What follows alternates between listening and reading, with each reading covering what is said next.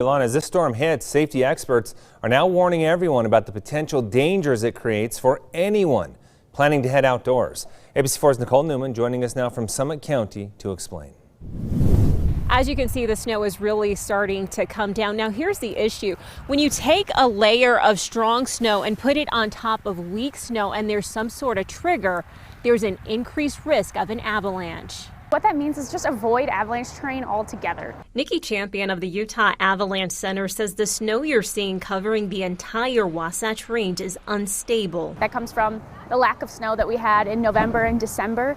And now we're going to put a really strong slab of snow on top of that. This weekend's incoming storm is expected to drop a foot or more in some places. In the backcountry, it poses a greater safety risk. Avoiding slopes that are steeper than 30 degrees.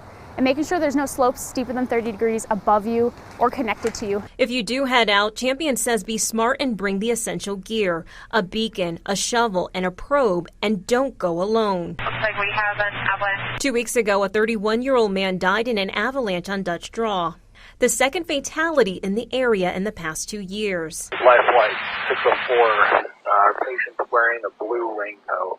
Copy, we're hovering right about them now. This past Wednesday, a 32-year-old woman fell 40 feet at the Great White Icicle at Little Cottonwood Canyon. And on Monday, 3 men were stranded in freezing temperatures on Mount Timpanogos. We actually called our family and they were like, hey guys, we're going to need some help getting off this mountain. Now, one of the most important things that you can do is let someone know where you're going and when they can expect you back. In Summit County, Nicole Newman, ABC4 News.